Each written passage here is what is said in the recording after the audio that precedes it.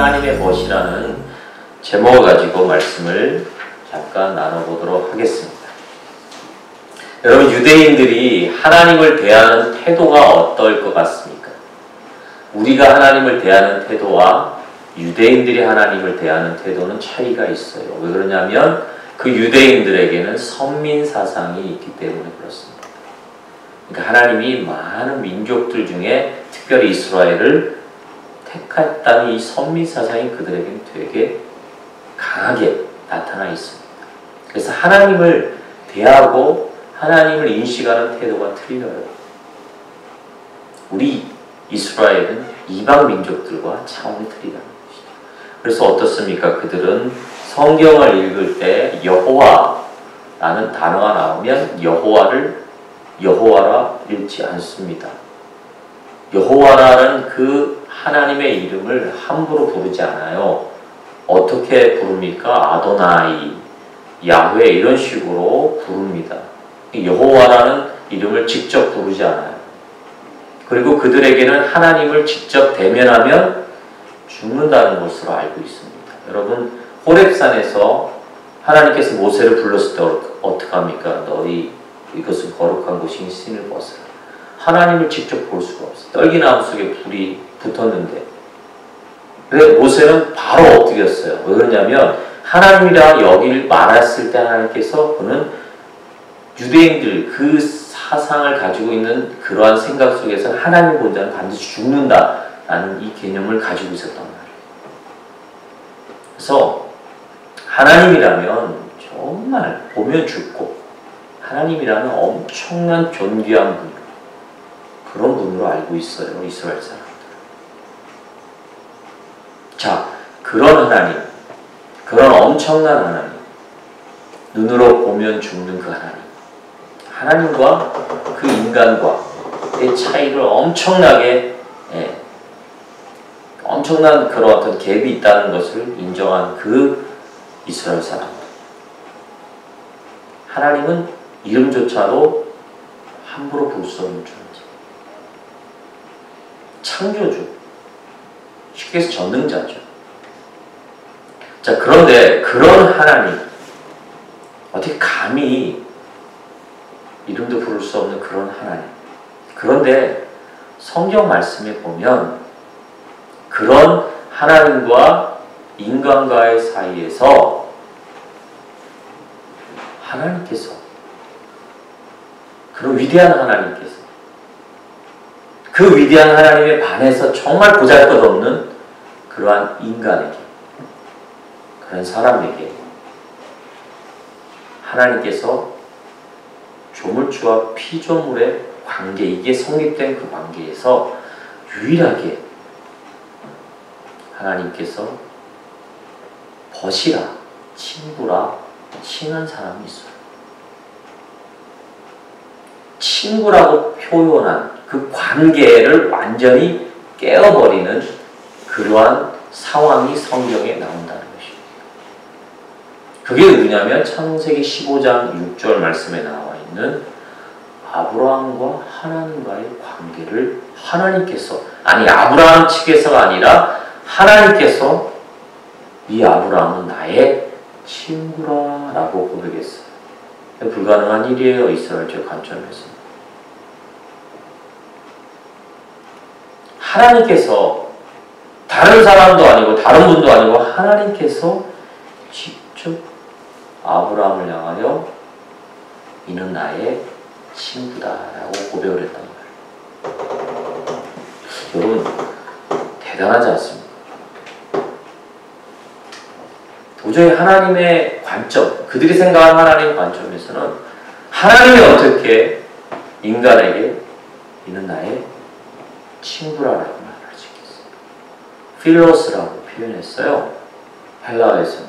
필로스는 친구의 말이에요. 그리고 히브리어는 오하브라는 단어를 썼는데 그 자체가요, 필로스랑 같은 의미예요. 동격, 친구라는 것은 뭐예요? 상하관계가 아니라 동격인 관계로 나타나는 거예요. 여러분, 하나님과 친구들의 있고 싶지 않으십니까? 저는 거절하겠습니다. 이거예요. 그 높으신 분과 우리의 관점이 아닌 하나님께서 아브라함을 통하여 친구라 말하는, 이건 파격적인 거예요. 이스라엘의 유대적인 전통, 그들의 율법적인 관점에서는 절대 있을 수 없는 얘기예요. 그러면 하나님께서 아브라함의 어떤 면을 보시고 아브라함을 이는 나의 사랑하는 종이다 가 아니라 이는 나의 사랑하는 친구다 라고 그렇게 명을 했을까요? 그렇게 인정을 하셨을까요?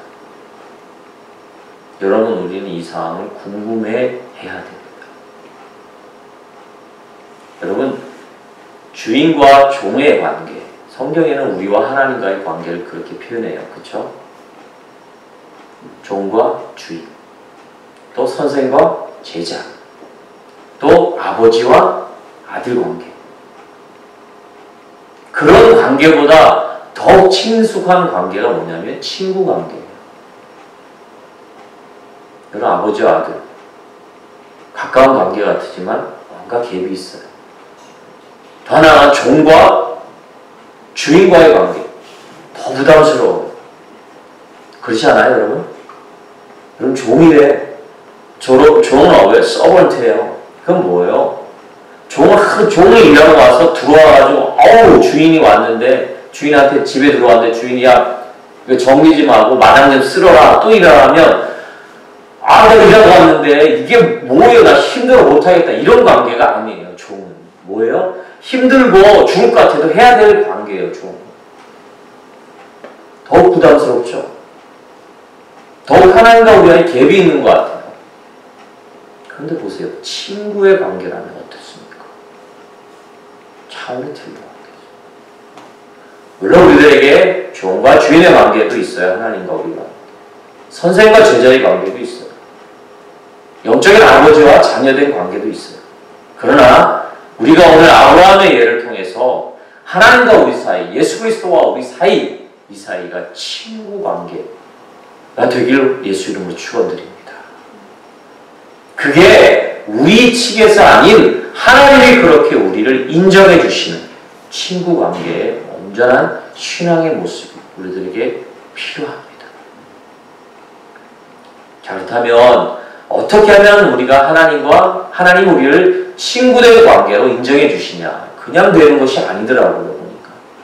오늘 야고보서에 보면 야고보가 이 아브라함의 예를 들면서 이렇게 표현하고 있습니다. 여러분, 이 야고보서는 믿음이라는 것, 이 구원이라는 것을 야고보는 뭐로 강조했냐면, 여러분 잘 알고 있죠? 행함으로 강조했어요. 행함이 없는 믿음은 무슨 믿음이라고 해요? 죽은 믿음이라고 그랬습니다. 그러나 사도 바울은 뭐로 강조했습니까? 믿는 믿음 그 자체가 우리를 구원에 이른다고 했어요. 여러분, 그러면 사도 바울의 구원관과 야고보의 구원관이 서로 틀리는 것이냐, 상반된 것이냐, 두 개의 어떤 구원관이 존재하냐, 이런 질문에 많이 빠져요, 우리가. 그러나 잘 보셔야 돼요. 여러분, 이것은 동전의 앞면, 뒷면이다. 사실 이것도 옳은 표현이 아닙니다. 이 두 개는 다 맞는 얘기예요. 자, 오늘 야고보 장로가 뭐라고 그랬냐면, 아브라함이 예수를, 하나님의 그 명령을 순종함으로 아브라함이 의로 여김을 받았고, 그리고 최종적으로는 무엇이냐?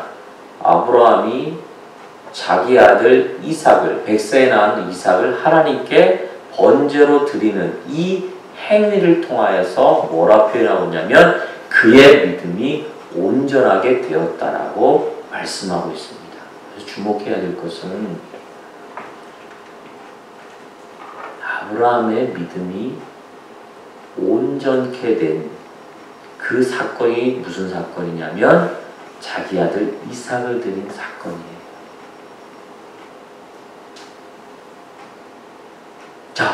사도 바울은 뭐라고 그랬어요? 사도 바울의 고백은 로마서에 보면 아브라함은 하나님이 명령한 그대로 행함으로 그것을 의로 여겨 구원을 얻었다 라고 표현했어요. 그러면 야고보는 지금 그 아브라함이 하나님이 명령한 명령대로 행하며 자기 고향을 떠나 친척집을 떠나 우고한 하나님이 지시할 땅으로 가고 그렇게 옮겼다는 그것을 믿음, 좀 구원의 일을 믿음으로 여겼다. 그럼 이 믿음은 가짜 믿음이냐? 아니에요. 야고보서가 얘기하는 건 뭐냐면 그 믿음으로 하나님 앞에 구원을 얻었는데 그 믿음을 온전케 하고 검증케 한 사건이 무슨 사건이냐면 바로 이삭을 드린 사건이라는 거예요. 아직까지도 아리송한 부분이 있으면 안 돼요. 여러분 우리가 예수 그리스도로 말미암아 구원 얻었죠. 아멘? 아멘? 그걸 무슨 말로 표현하냐면 여러분 우리가 예수 그리스도를 믿는 그 순간에 우리의 죄가 잘 집중하세요. 없어졌습니까? 사해졌습니까? 덮어졌습니까?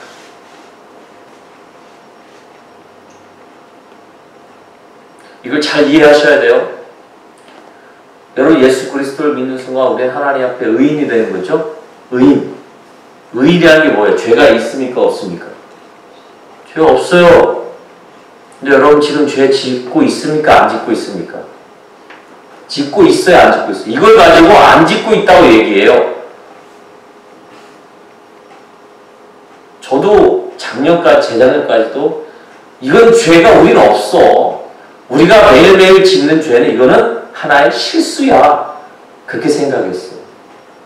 여러분 실수가 아니에요. 죄예요. 맞아요. 이 부분을 성경은 되게 많이 강조를 하거든요. 이 부분에 헷갈려요. 그래서 이 부분을 잘못 이해해서 뭐가 나와요? 구원파가 나온 거예요. 우리는 예수 그리스도로 죄가 사해졌다고 보기 때문에 그들은 어떻습니까? 이제 우리 죄는 없어. 우리 죄는 없어. 영원히 없어진 거야. 사해진 거야. 그래서 우리 이후의 삶은 어떻습니까? 죄를 지어도 돼. 살인해도 되는 거야. 우리 죄는 다 사해졌기 때문에. 이런 잘못된 개념 속에서 그들은 신학관이 나옵니다. 늘 얘기해요. 우리의 죄가 예수 그리스도를 믿는 그 순간에 죄가 사해진 것이 아니라 성경을 잘 보세요. 죄가 가리워졌다고 얘기했어요. 가리워졌어요. 여러분 뭔가 이것을 잘 보세요. 제가 보면 그래서 이렇게 있어요. 이게 존재해요. 가려졌다는 거 이렇게 가려졌다는 거. 그럼 이 안에 죄는 어때요? 컵은 있습니까? 없습니까? 사해졌다는 건 없어진 거죠. 가려졌다는 것은 덮어졌을 뿐이지 죄는 존재한다는 얘기예요. 존재해요. 바로 아브라함이 아니 사도 바울이 얘기한 아브라함의 의는 예수 그리스도로 말미암아 이 죄가 가려졌다는 거예요.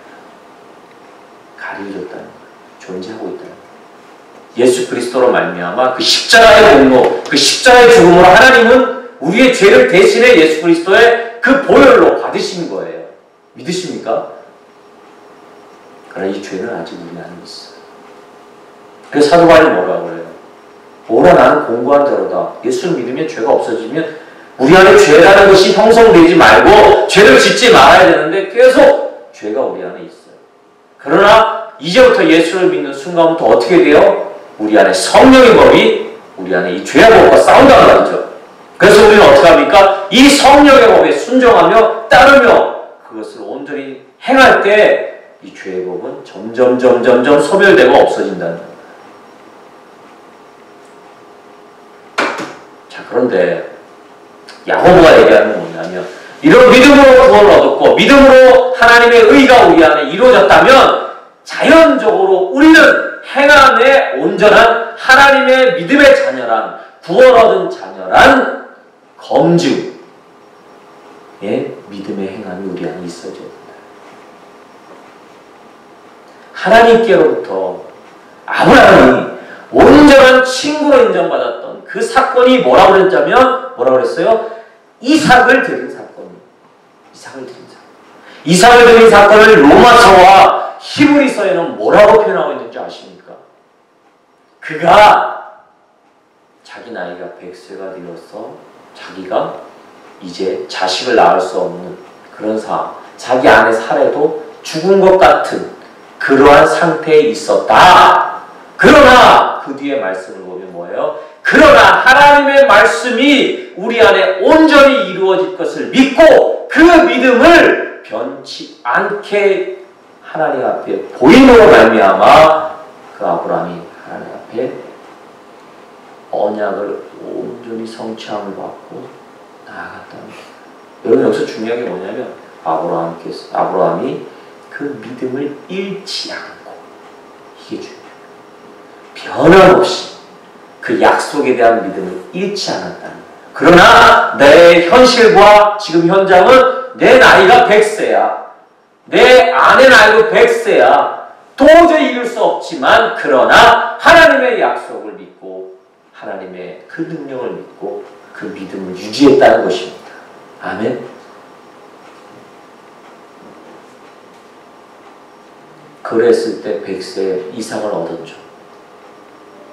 그런데 하나님께서 그 이삭을 드리라, 번제로 드리라 했어요. 그랬을 때 아브라함의 반응은 뭐였을까요? 하나님 앞에 절대적으로 대꾸를 하지 않았다는 거예요.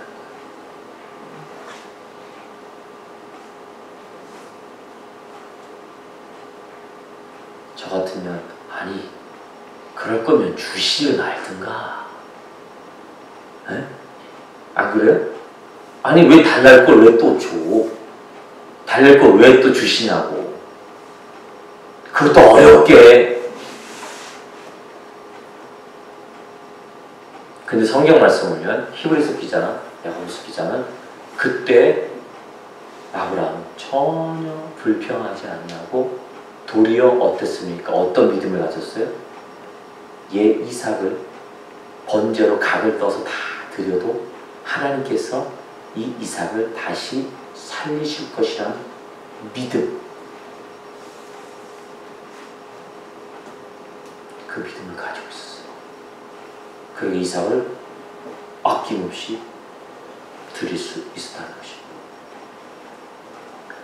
여러분, 이 믿음이 아브라함의 행함의 믿음이었어요. 이 믿음이 이삭을 진짜 드릴 수 있는 실천과 행함의 믿음의 근본이었다는 것입니다. 어떤 믿음요? 그 하나님은 내 아들 이삭을 각을 떠서 다 형체가 없이 불로 살려서 불로 아예 딱 떼어서 드려도 이 아이를 다시 원상복귀해서 살려낼 것이라는 이 믿음이 있었다. 이건 뭐예요? 따라합시다. 신뢰. 하나님을 향한 신뢰였다. 전적인 하나님에 대한 신뢰였다. 아니 0.0 몇 프로가 불순종 신뢰하지 아니하는 것이 아니라 100%가 하나님을 신뢰했다는 믿음이에요. 이게 아브라함이 하나님 앞에 하나님께서 직접 아브라함을 친구라 명한 믿음의 근거라는 것입니다. 하나님을 신뢰하시기 바라겠습니다. 하나님 신뢰하십니까? 전 솔직히 하나님 신뢰하는 것, 평상시엔 신뢰하는데 정확하게 위기에 처했을 때 하나님을 신뢰하십니다.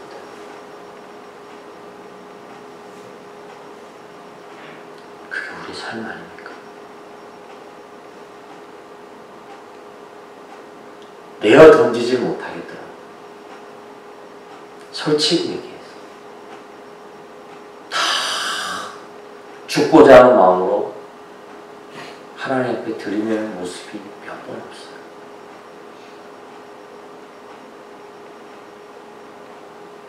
하나님은 하나님의 진정한 친구라 명하는 자들에게는 반드시 테스트, 시험이라는 과정을 거칩니다. 근데 이 시험은 사단이 주는 시험처럼 우리를 유혹해서 넘어뜨리는 시험이 아니라 우리가 어떠한 존재인가를 하나님께서는 보시고자 하는 시험입니다. 결코 우리를 죽음의 길로, 멸망의 길로 이르게 하는 시험이 아니라는 것입니다. 여러분 지금 그 시험 속에 있습니까? 그 하나님의 테스트 속에 있습니까? 그러시다면 절대 하나님을 신뢰하며 생명까지도 역사하시는 그 하나님을 신뢰하시길 예수 이름으로 축원드립니다. 내가 저번 주에도 신뢰에 대해서 얘기했어. 이게 얼마나 중요한지 몰라요. 여러분들의 자녀를 신뢰하십니까? 여러분들의 부모를 100% 신뢰하십니까? 아니에요. 그러지 못하더라고요. 사람을 100% 신뢰할 수 없더라고요. 신뢰하면 신뢰할수록 아픔만, 고통이 따르더라고요. 근데 더 중요한 건 하나님을 신뢰해도 따라도 아픔이 오더라고요. 고통이 오더라고요. 근데 사람을 신뢰했을 때는 그 상실감이 영원히 가요. 하나님을 신뢰했을 때 그 상실감은 축복으로 변하더라고요. 성경은 그렇게 우리들에게 증언하고 있습니다. 우리의 인생에 온전히 우리를 하나님 앞에 축복된 그 온전한 모습으로 그 결말의 길로 가게 하시는 이는 우리 하나님밖에 없다는 사실을 기억하시길 바라겠어요. 이 하나님을 신뢰할 때 아브라함이 겪었던 상실감도 얻어요. 어려움도 얻지만 결국에는 아브라함에게 복의 근원이 되게 하시고 그리고 그 자손으로 예수 그리스도 그 계보에 있게 하신 축복을 하나님께서 주신다는 거예요. 이 하나님을 절대 신뢰하시길 바라겠어요. 세상의 모든 것들이 우리를 배반하고 배신할지라도 하나님은 우리와 함께 하시고 우리를 신뢰하심으로 우리를 친구라 명하는 그 하나님의 축복을 여러분 받아 누리시길 바라겠습니다. 이 신앙을 살고 가야 되지 않겠습니까? 이 신앙을 경험하고 이 기쁨과 축복 속에 거하고 우리가 하나님께 부름받아야 되지 않겠습니까? 저는 그렇게 생각합니다. 그 인생이 정말 잘 살았다 말하는 인생이 될 수 있어요. 그 신앙의 온전한 모습이 여러분들의 삶이 되길 예수 이름으로 부탁드리겠습니다. 한 가지 더만 생각할게요. 이 신약에 넘어와서 요한복음 15장에 보면 예수님이 친구라 명한 사건이 있죠. 없나봐요. 절복식의 요한복음 15장에 포도나무 비유 아시죠? 그쵸? 예수님 비유로 말씀하셨잖아요. 아버지는 농부라, 네? 우리는 가지고 예수 그리스도는 포도나무라 그렇게 했잖아요. 그러면서 친구라는 단어가 그 뒤에 나와요. 근데 친구라 명할 때 조건이 또 있어. 어떤 조건이냐면 나의 계명을 지키는 자라야 나의 친구라 명할 수 있대요. 예수님은 계명을 얘기했어요. 계명. 근데 가만 보면 그 요한복음 15장의 말씀 보면 이 계명을 지키는 것이 뭐냐? 여러분 계명 지키기가 어려우시고요. 여러분 십계명 잘 지켜요? 너무 힘들어요, 십계명. 근데 예수님이 이걸 쉽게 표현했어요. 야, 이 계명을 지키는 게 뭐냐면 따라합시다. 나의 여기 나라는 건 제가 아니에요. 예수님의 사랑 안에 거해야 된다. 제가 두 가지를 얘기했어요. 사랑과 거함. 야, 너희는 가지야. 이제 너희는 내게 겹붙인 가지야. 가지는 그 포도나무 원줄기에 붙어 있어야 돼. 그래서 많은 열매를 맺어야 돼. 그렇게 말씀하고 있어요. 가지 안에 그 원줄기 안에 붙어 있지 않냐면 이 떨거짐을 당한다 그랬어요. 하나님 자녀가 아니에요. 그런데 15장 3절 말씀을 잘 보면 너희는 이미 깨끗해졌어. 뭐예요? 예수 그리스도로 말미암아 가지에 붙어있는 이제 하나님의 자녀가 된 거야. 근데 자녀가 된 것으로 끝나는 것이 아니라 이 하나님의 자녀가 되고 깨끗해지고 원가지에 붙어있는 겹가지가 되려면 예수 안에 거하라. 거함으로 말미암아 많은 열매를 맺어라 그랬어요. 근데 그 뒤에 말씀을 쭉 보면 많은 열매를 맺기 위해서 뭘 해야 되냐면 하나님이 나를 사랑한 것 같이 예수 그리스도를 사랑한 것 같이 너희도 내 사랑 안에 거해야 된다. 그리고 그 사랑 안에 거함으로 말미암아 너도 내 이웃을 사랑해라. 그러면 나의 친구가 될 것이다. 너는 나의 친구가 될 것이다. 뭐예요? 여기서 잘 보세요.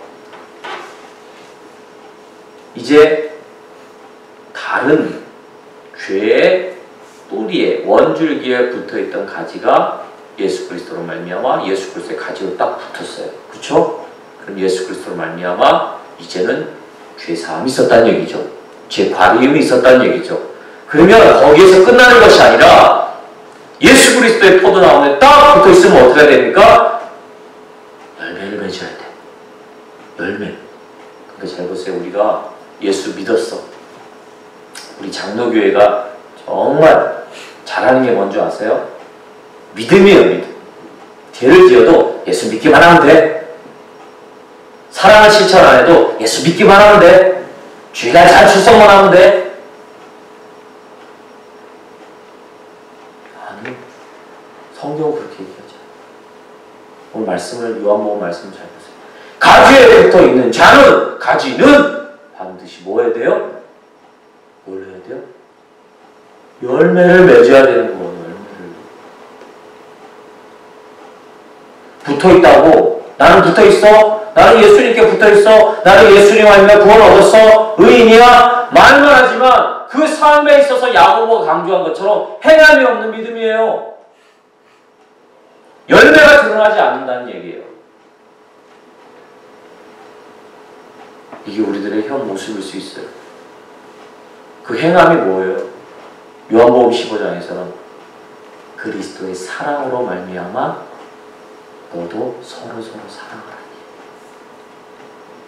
사랑의 섬김, 이웃을 향한 사랑의 베품, 사랑의 베품.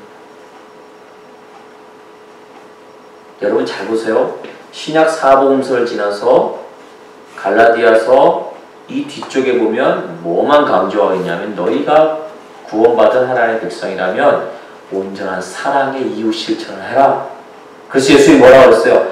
완전한 율법이 뭐라고 했어요? 주 너의 하나님을 사랑하고 내 이웃을 내 몸같이 사랑하라 이거예요. 우리 기독교가 나만을 위한 종교입니까? 어떤 사람들은 기독교가 나만을 위한 종교로 하나님과 나 관계만 정말 신실하고 든실하게 세워지면 된다고 얘기해요. 그러나 성경은 그렇게 얘기하지 않습니다. 잘 보세요. 성경을. 성경은 주 너의 하나님을 사랑하고 내 이웃을 내 몸같이 사랑하라고 했습니다. 이 믿음의 온전한 모습에 행함이 있는 자들의 모습이에요. 우리는 이 부분에 너무 잘 못 생각하고 있어요. 뭐라고 했어요? 믿음으로 구원 얻은 자들은 하나님 앞에 예수 그리스도로 그 원가지에 붙어있는 자는 사랑의 실천을 온전히 행해야 된다. 행함이 온전한 믿음이 있어요. 즉 무슨 말이에요? 아브라함이 그 믿음으로 온전케 된 이삭을 하나님 앞에 드렸던 것처럼 행함으로 온전한 하나님의 믿음을 검증받았던 것처럼 이제는 신약시대를 지나온 우리는 어떻습니까? 하나님 앞에 의롭다함을 얻어 하나님 앞에 믿음으로 구원받은 이 자, 우리는 이제 예수 그리스도 그 하나님의 십자가의 사랑으로 말미암아 그 사랑을 이웃에게 실천해야 된다는 것입니다. 한 가지 예를 들까요? 전도하는 것, 이게 사랑의 실천 맞습니까? 맞습니다. 맞아요. 복음을 그들에게 전하는 이 자체가 사랑의 실천. 왜 하나님은 전능자이지 않습니까? 하나님께서 이 세상 모든 사람 다 믿게 하시면 되잖아요. 마음을 변혁해서 돌이켜가지고. 그것도 못하시는 하나님 아니시잖아요. 그러나 성경에 보면 우리를 통하여 그 사랑의 복음의 실천을 행하시길 연합하시고 어려운 자들, 가난한 자들, 힘든 자들 예수 그리스도의 사랑을 덧입고 그 사랑의 온전한 모습을 구원받은 자라면 행하시길 바라겠습니다. 저도 이 부분이 되게 약해요. 정말 약했어요. 그러나 여러분, 할 수 있는 한 힘껏 예수 그리스도의 사랑을 빚진 자들이라면 그 사랑을 실천하시길 바라겠습니다. 아멘 안 하시네. 내가 무슨 뭐가 있어야 사랑 실천하죠? 아니에요. 가장 기본적인 사랑의 실천은 복음 전하는. 또 어려운 자들을 그 자리에서 도와주는 겁니다. 근데 이 사랑의 대상, 실천의 대상을 성경은 분명히 제가 말씀드렸죠. 누구예요? 내 가족과 그 다음 믿는 자들과 믿지 않는 자, 그 범위가 있더라고요. 그러나 여러분 보십시오. 사마리아인 비유를 통해서 강도받은 자들, 그 비유를 통해서 진짜 이웃이 누구냐? 사마리아인입니다. 영적으로 지금 바깥에는 복음을 듣지 못하고 그 억눌림 속에서 영적으로 자유함을 누리지 못하는 이 지역의 많은 이들을 위해 복음 전하는 일이 사랑의 실천이라는 거예요. 또 정말 먹을 것이 없고 정말 삶에 어려움이 있어서 정말 힘든 자들이 있어요. 그런 자들 도와야 됩니다. 힘써 도우시길 바라겠습니다. 그 사랑의 실천을 힘써 행하시길 바라겠습니다. 그게 신약시대를 지내온 현대시대의 예수 그리스도 안에 믿음의 온전한 검증의 행함이라는 것입니다. 말씀을 마치겠습니다. 여러분, 내 안에 사랑의 행함의 온전한 모습이 없다면 나는 믿음의 사람으로 하나님 앞에 검증을 온전히 받고 있지 않다는 사실을 기억하시길 바라겠습니다. 내 하나를 내어줍시다. 내 가진 열을 내어줍시다. 그러면 하나님께서는 100을 채우시는 하나님의 힘을 신뢰하시길 바라겠어요. 신뢰하세요.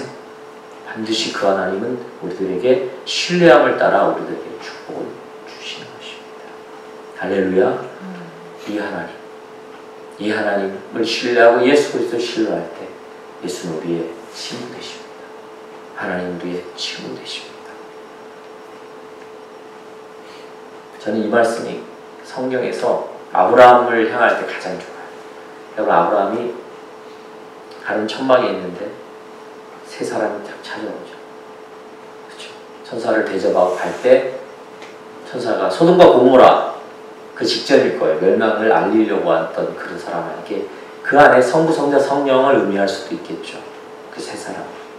그랬을 때 그들이 대접함을 받고 소돔과 고모라에 대한 그 부분을 얘기하고 할 때 돌아가기 직전에 뭐라고 했냐면, 야, 나의 벗된 이 아브라함에게 우리의 일을 숨기랴? 이렇게 얘기해요. 야, 벗된 아브라함에게 우리가 행할 앞으로의 일들, 이런 모든 일들을 숨길 수 없다 이거예요. 우리 다 나누자.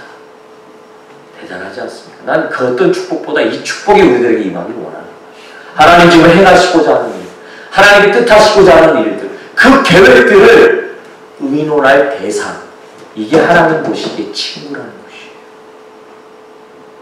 대단하지 않습니까? 그 어떤 물질의 축복보다 이 하나님 앞에 이런 축복이 우리들에게 임해야 된다는 것입니다. 여기 있는 사람들 중에 많은 사람들, 많지는 않지만 있는데 하나님의 계획을 함께 나눌 사람을 하나님께서 지정하고 그 사람과 대화한다고 생각해 보세요. 여러분, 여러분의 가치가, 우리의 가치가 누구로 인해서 올바르고 올바르지 않다고 보십니까? 여러분 스스로요? 제 스스로요? 아니에요. 하나님.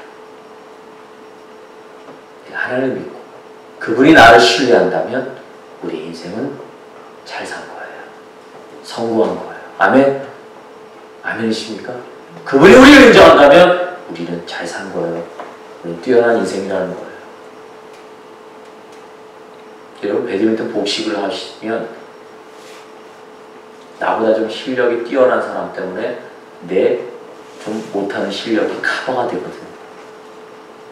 이 복식조에서는 잘 맞아야 돼요. 마찬가지예요. 우리 하나님 앞에 하나님과 나, 하나님 나를 신뢰하고 내가 하나님을 전적으로 신뢰하고 그런 관계에 있다면 우리의 연약함과 우리의 모든 것은 하나님께서 가리워 주시고 덮어주시고 그것을 변화시켜 주셔서 우리의 단점이 장점이 될 것입니다. 이 축복이 우리 안에 있어야 된다는 거예요. 이 신앙의 삶으로 나아가시는 그냥 성도님들 되시길 바라겠습니다. 그것을 추구하시고 그렇게 하루하루의 삶으로 하나님 앞에 나아가시길 예수 이름으로 부탁드리겠습니다. 기도하겠습니다. 하나님 감사합니다.